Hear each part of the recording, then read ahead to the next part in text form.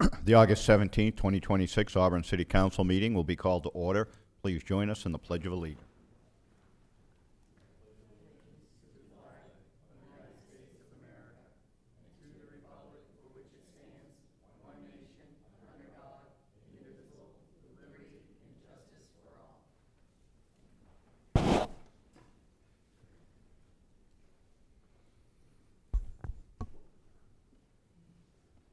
Thank you. If we could have the councilors introduce themselves, starting with Councilor Gary.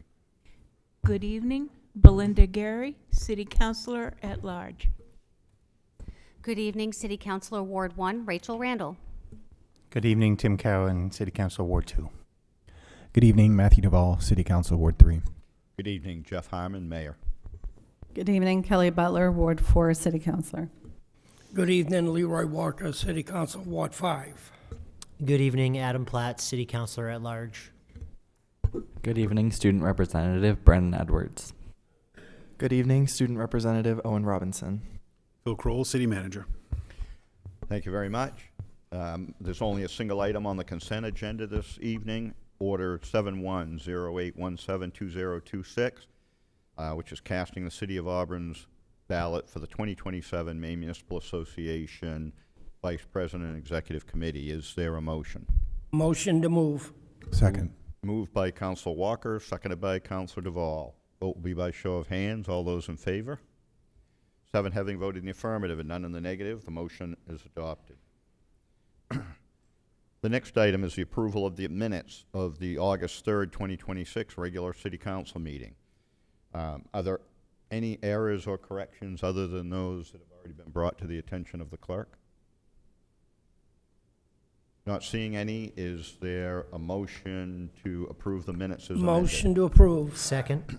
Moved by Councilor Walker, seconded by Councilor Platt. Vote will be by show of hands. All those in favor? 7 having voted in the affirmative and none in the negative, the motion is adopted.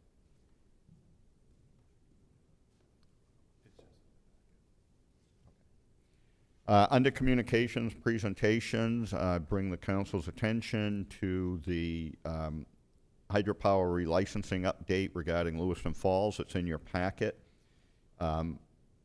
If councilors have any feedback on the information, please contact the city manager. We'll be providing final comments to FERC regarding the relicensing.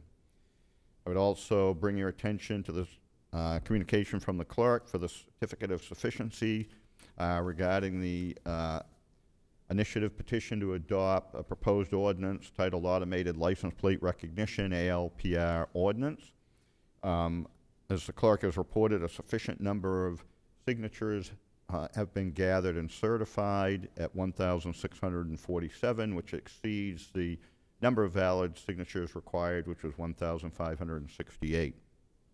As a scheduling matter for the council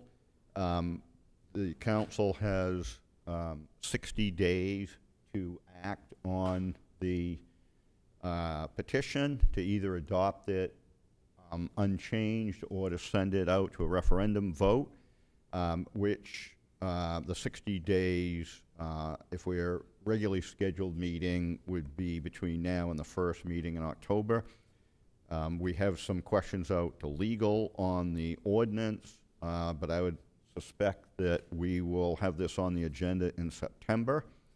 The council, as I mentioned, can either adopt this or send it out to referendum. If it's sent to referendum, it cannot go to a vote in less than 120 days, but must be voted on within 6 months. So with the current schedule, even if we were to act on this tonight, there isn't sufficient time to get this on the November ballot, and the next regular election would be in June, which would be too late of a date to satisfy the 6 months. So if this goes to referendum, the clerk will schedule a special election for this item. We'll now move on to the first open session of the evening. If there's any members of the public that would like to address the council about city business, for items that aren't on the agenda, please approach the podium and provide your name and address. Good evening, Quentin Chapman, 51 Eastman Lane, Auburn. So I wanted to get out the last statement. I was the nutty professor with a pile of papers. I was talking about the VA study the expert cited from the CDC about the needle exchange. The study periods span of 4 decades, the majority of them being before 2020. Most studies were conducted in urban populations and prior to the current era of substance use, in which illicit fentanyl and methamphetamine use is more common. So this study doesn't even apply to what we're seeing today. I don't see, I would urge that a strict 1-for-1 for this needle exchange, if it's got to be. I don't see anything good coming from this. And then, I wish I'd done more homework. Homes for Good, more nonprofit money. Anybody else see this as a problem? We tell our kids you can't afford a house. Well, it's for sure the federal government spending money and printing it, devaluing the dollar, making our younger people poor, but it's also us at the state level. Think of how much money the nonprofits get. Spurwink, the CEO, gets $411,000 a year in salary, plus $35,000 in expenses to hand out needles, and no one goes to recovery. No one completes recovery. There's no good from this, but we keep throwing money at it.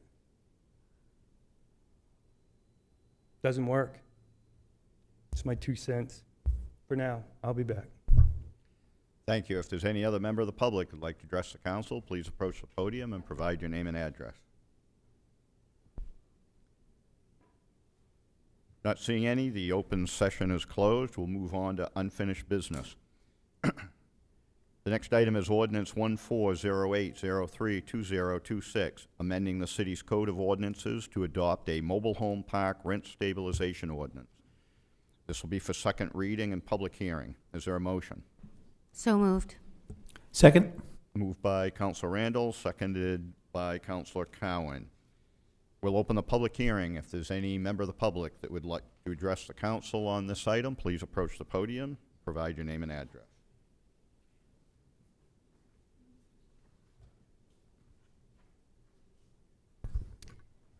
Good evening, Mayor Harwin and members of the council. My name is Julie Smith. I am the Executive Director of the Manufactured Housing Association of Maine. I'm here on behalf of Maine's manufactured housing industry to urge you to reject the proposed mobile home park rent stabilization ordinance. Auburn's own 2025 housing study found that the city needs at least 1,300 additional homes by 2030, just 4 years from now. Yet this ordinance could move Auburn in the opposite direction, delaying repairs, discouraging investment, and ultimately leaving the city with fewer homes. I understand the ordinance was drafted with the intention of helping families, but our analysis shows that it may instead undermine the housing those families depend on. Since 2019, more than $250,000 has been invested in water and power lines, lighting, landscaping, and new home sites in one Auburn community. That investment added 13 homes without public funding. During that same period, the costs of insurance, trash collection, water, sewer, and property taxes continued to rise. Lot rents must reflect those costs while providing reserves for emergencies and future improvements. When the City of Auburn's costs rise, the city adjusts taxes and fees to keep services running. Mobile home communities face the same reality.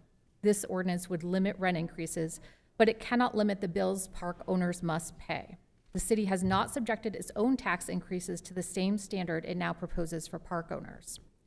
This imbalance has practical consequences. The proposed ordinance has already delayed sewer and road work. If residents have concerns about maintenance or service, the city has an existing tool to address them, code enforcement.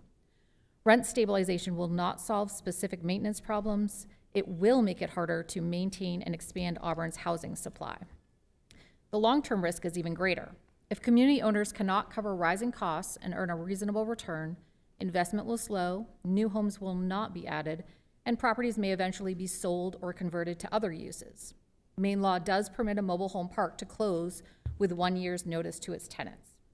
A single large closure could displace more than 100 Auburn families. The council should not adopt a policy that makes that outcome more likely. The ordinance also raises serious legal concerns. Maine law just went into effect July 29th, and it has a process governing rent increases, requiring a 90-day notice and limiting it to one time per 12 months. That Auburn's additional process may conflict with that state law. The ordinance reaches back to February 2nd, even though its August 1st deadline passed before tonight's vote. It also fails to clearly protect an owner's ability to recover legitimate costs and earn a fair return, as required by law. We ask you to please reject this ordinance as drafted, or at least pause it until an independent legal review is completed. Use code enforcement to address genuine maintenance concerns and encourage the investment that Auburn needs. If the goal is to protect families, please do not adopt a policy that could leave Auburn with fewer homes and fewer affordable housing options. Thank you. Thank you very much. Is any other member of the public who'd like to address the council on this issue? Please approach the podium and provide your name and address. Not seeing any. The public hearing is closed. Discussion by the council.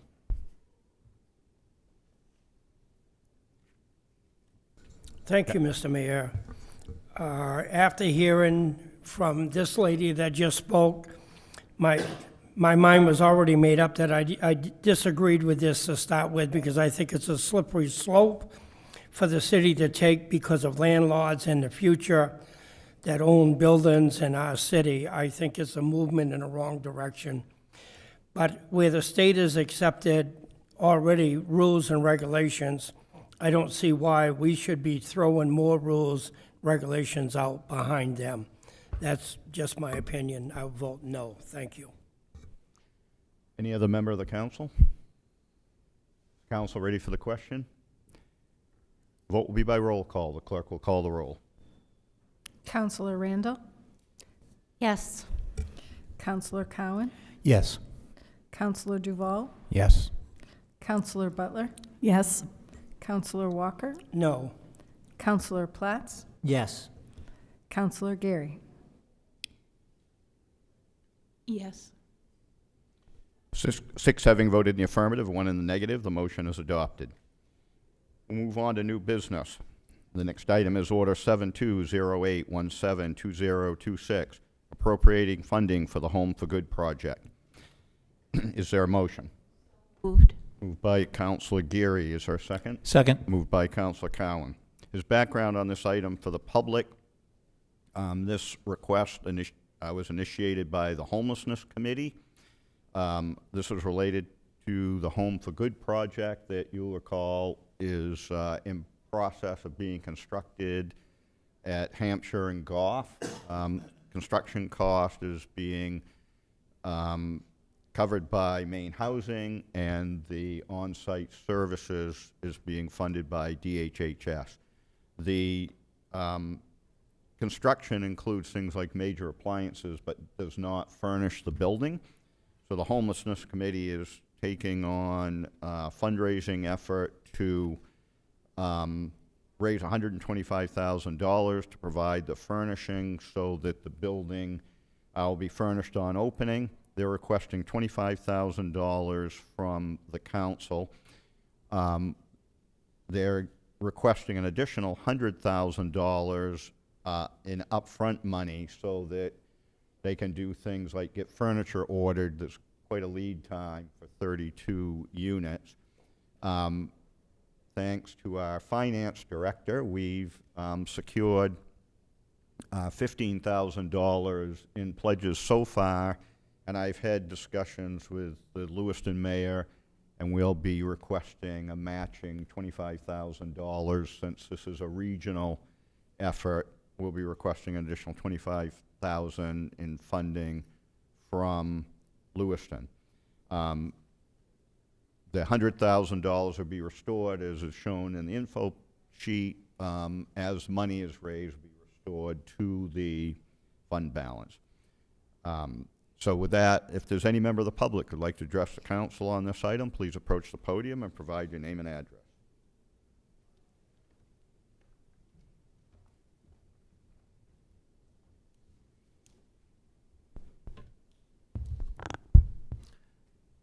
Good evening. My name is John Cleveland. I live at 183 Davis Avenue in Auburn.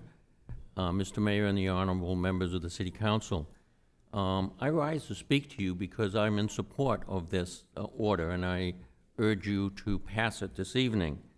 These are the funds, as it said, for the Home for a Good project. This is a very worthy project. It's a real and meaningful way by which you can address the issue of homelessness in this community and try to provide a means by which these unfortunate individuals find a path to become productive and useful citizens in this community. Lots have been said about various efforts, but here's a very positive way, constructive way, and a proven way of which to help those who are most unfortunate and who find themselves homeless, many for quite a long period of time. I also rise because I wanted to share with you that I think this is a very realistic goal that you've set, and a very innovative and a positive way to do this. In my professional life, I actually write grants for nonprofit organizations and for municipalities. I've been quite successful over my career, raising probably several $1 million for these organizations. And so the effort that you're making is very realistic goal and very achievable goal, and I commend you for setting it forth to go forward. I would just note that for those who are not familiar with this, there are hundreds of foundations just in Maine. Here's the directory that I use. There's more than 200 pages of foundations who make grants for all sorts of worthy exercises and for governmental entities like this. So you have lots of good prospects, not to mention, I'm sure, many community organizations and businesses. So I think your goal is very realistic going forward. I also would hope that this becomes a model that you continue to use. We have many worthy projects in this community, and there are organizations who are willing to fund worthy projects going forward. And so I think with the good leadership that you have here and a good grant writer, there's some real opportunities going forward to raise more funds for community programs and projects through foundations, and it takes somewhat of the burden off of the local property tax to do that. And it shows a very constructive effort by you as elected officials to look for other sources of funding to do worthy projects that benefit the citizens and benefit the community. So I would very much urge you to support this request in this order. And I'd be happy to serve as a non-paid advisor for how you might get some of this money. Thank you. Is there any other member of the public who'd like to address the council on this item? Please approach the podium and provide your name and address. Not seeing any. Public comments closed. Discussion by the council. Council ready? Excuse me, Council Platt. Yeah, I just had a question. In general, I'm supportive of the idea. I think I appreciate the dual nature of the request, asking for funding, but also understanding that there will be fundraising. My question, I guess, is about the entity moving forward. Are there plans to somehow endow this entity? What happens when couches are required in 10 years? Perhaps that's too far down the road to even know, but what I'm asking is, will this request come back in front of us next year or the year after? Obviously, on paper, as it's stated now, it won't, but I'm curious what mechanisms might either allow or prevent that from happening in the future. Yeah, I would not expect this to come back in front of us. The team that's working on this has been coordinating with all the other projects and have periodic meetings with Maine Housing. Auburn Housing will be running the facility. There are project-based vouchers for all 32 units, plus the residents pay 30% of their income, whatever that might be. And there's been a lot of discussion amongst the group about the means to support the facility on an ongoing basis. So I think Auburn Housing is positioned to be able to run the facility once it's Other questions or comments from the council? Council Gary. Thank you. Ooh, sorry, my voice isn't there tonight. I think this is a very worthwhile, needed project because this is going to be a place for those that are homeless for whatever reason. They'll be living with other homeless that they can draw strength from and support. If they're having issues or need somebody to talk, at least their neighbor would be somebody that's on the same page pretty much and can help them through whatever rough patches there are. Also, this place is going to be staffed by Spurwick, so they will be the gatekeeper to make sure that if these tenants get visitors that they don't want, then they won't be let in, which could distract them and bring them back to slow down, in other words, their progress to help them move forward. I'm looking forward to this as a springboard to encourage others so inclined projects, maybe hopefully by Auburn Housing, but maybe by some other private developers. Because hopefully someday, those that really want to change their life and get back into society will be able to do it, and then we won't have so many on the street. And, I mean, I worry about them in the winter because not everybody can get into a shelter. At least this way, I know a little more than a handful that will be covered in about another year. So, thank you, council members, for helping pushing this forward, as well as staff members and the general public as well. Thank you. Any other comments from the council? Is council ready for the question? The vote will be by show of hands. All those in favor? 7 having voted in the affirmative and none in the negative, the motion is adopted. We'll move on to reports. A few items. I want to commend the staff for National Night Out. We had great weather, had a really big turnout, so thank you very much to the police department, fire department, public works, communications, all the counselors that showed up. I know people appreciate you coming out for these. So really great job and a beneficial event for the community. Maine Municipal Association Legislative Policy Committee has started up their pre-work for the legislature. We had the first meeting working on platform bills that Maine Municipal might submit. If counselors have thoughts about legislation or policy issues, let me know. I can bring those thoughts to the committee and keep them in mind as bills start being submitted once the election takes place. The last thing I wanted to say is Bim Gibson, who I think a lot of you probably know, longtime educator in Auburn, sports historian, sports public announcer for many years. He's published his latest book, When Ghosts Were Champions. It's about the 8 Auburn state champion football teams.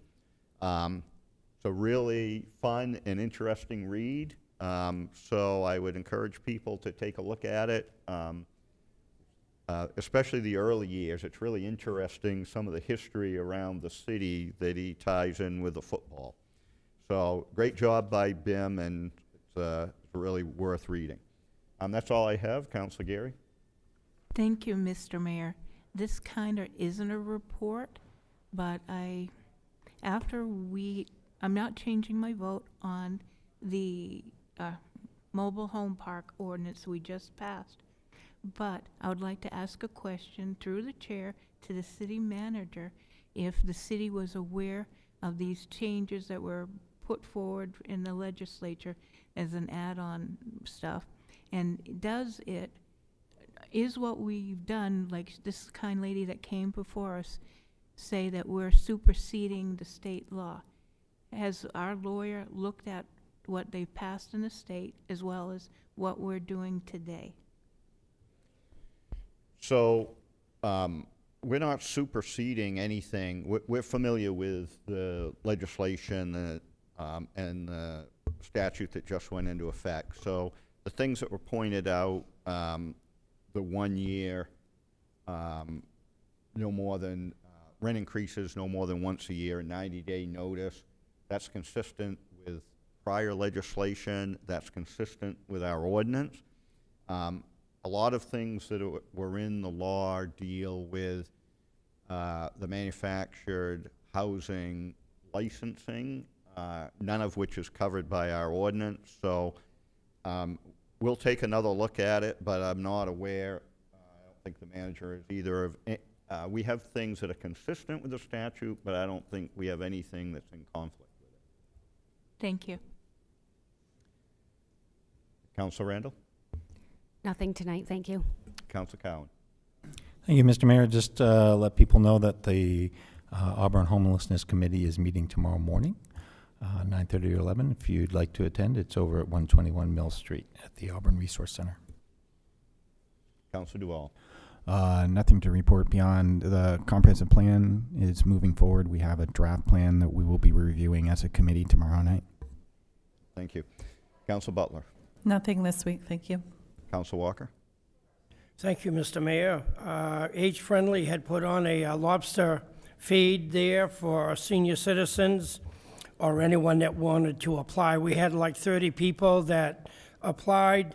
It cost us approximately $950, and we took in almost $1,100. So there was no cost to the city or anyone else except for the people that were willing to pay and donate a little bit of money. So thank you for that. Yeah, thank you very much for your work on that. Councilor Platt? Just 3 updates from the school department. First off, they've made progress with the greenhouse up at Edward Little High School. So if you're up there, you can actually, I don't actually know exactly, I haven't been up there in the last month or so, but it's up there. And if you look around, you'll see it.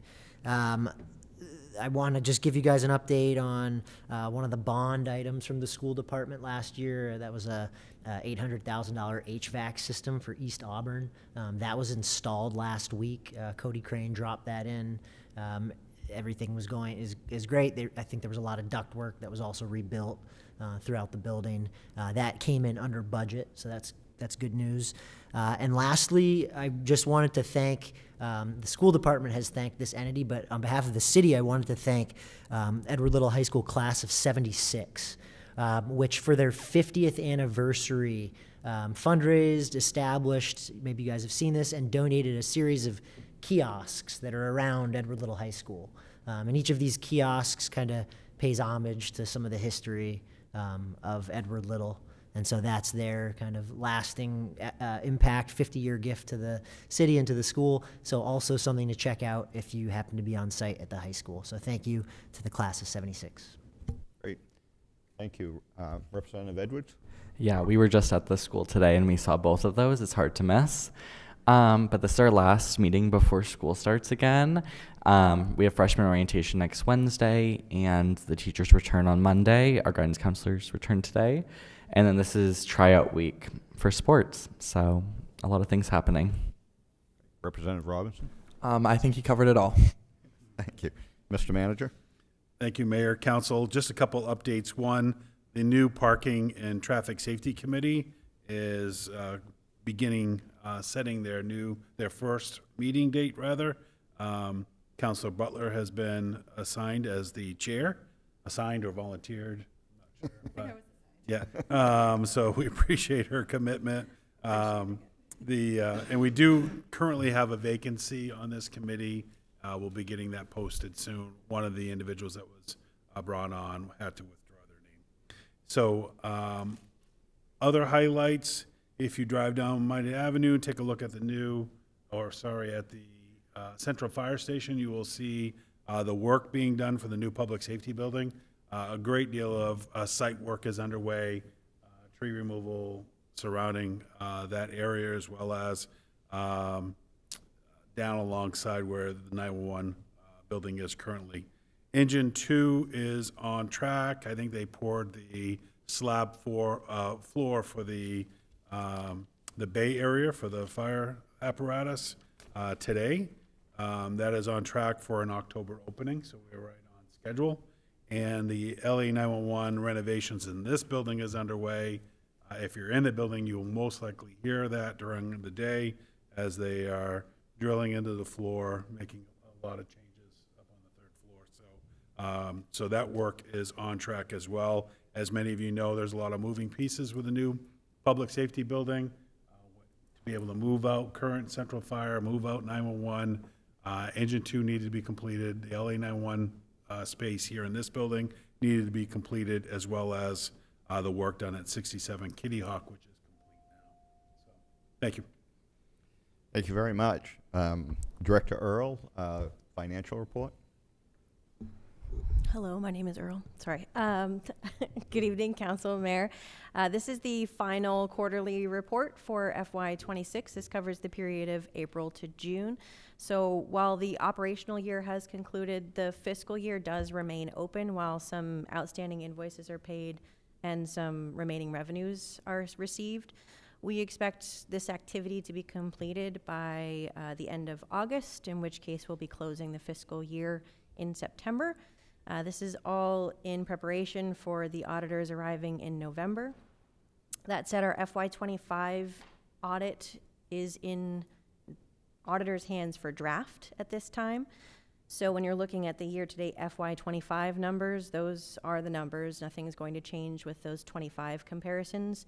There'll be slight differences with the 26. Like I said, just those expenses and revenues that are coming in, they're trickle effect at this point, so they'll change very little after this report.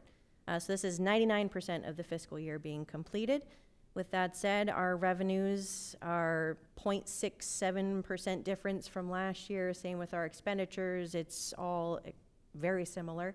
We have no major variances or issues with our revenues or expenditures. I will point out that we do expect to have some funds going into the fund balance, and we'll be able to give you an updated fund balance number at the time of my next report is the hope, which would be at end of October. So hopefully I have that number for you at that time, and we'll have some future discussions.